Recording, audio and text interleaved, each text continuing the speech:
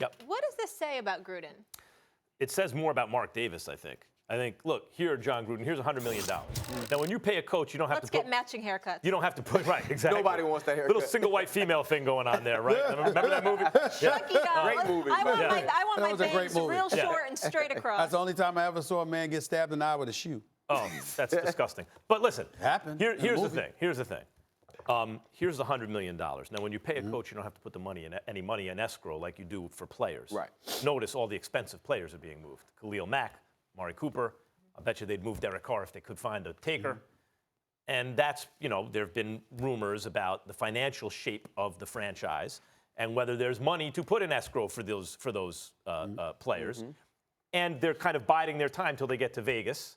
And then the financial situation changes. That's why teams move from city to city, because they're looking for greener pastures. For the $100 million, Jon Gruden, this team is all about you. So Mark Davis has found his man that would feel comfortable with that has confidence in himself, that is a media star, and it is crystal clear who deserves all the credit and all the blame for anything that happens to the Raiders, thereby taking Davis off the hook and putting it on Gruden, who seems to be happy to be that guy. That's what all of this is about to me. Okay. I don't disagree with any of your points. They're valid. I have something else on my mind. And I want to preface my comments by saying this is not comments for First Take. It's not responsible, ESPN, or whatever the case may be. Say it. To get my name right, Stephen A. with a PH, not a V. No, Molly Karam. Molly Karam. Thank you. Let me say this. Chetty. Let me say this in all seriousness. Max Kellerman, Ryan Clark, Molly, I'd like to consider leaving ESPN. Now, I work very, very hard. And I've decided that, you know what? I'd like to be the president of basketball operations for the Knicks. Steve Mills, could you just move upstairs and take over Madison Square Garden? You have the right pay job for that. I would like Magic Johnson. Could you just go to the business side? Can I become president? Just don't draft Okafor. That's right. There we go. Can I become president of basketball operations for the Los Angeles Lakers? Because evidently credentials are not required. Excuse me, I'm in the media. And all of a sudden I get to be an NFL GM, that's where my mind is. Now, I want to preface my comments by stating Mike Mayock, I don't know him from a can of paint. I just know his work on television, which is exceptional. Right. I know that he knows what he's talking about with the NFL. I know he's well connected with the draft. I get all of that. But whether it's him or John Lynch, who I think is doing a good job in San Francisco, it's not about all of that. It's about the process. And I ain't talking about the one in Philadelphia. I'm talking about the one in the real world here.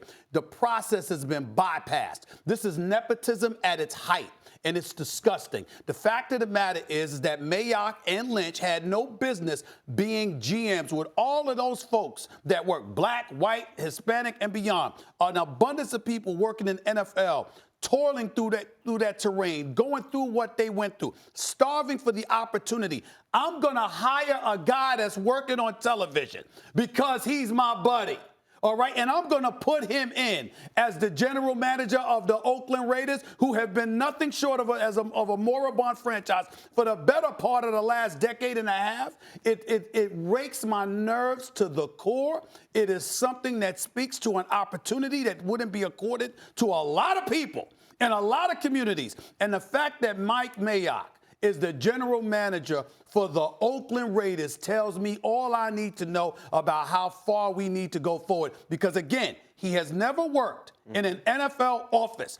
He was doing, Max, what I'm doing on television. I want to say one thing real quick. I want to say college.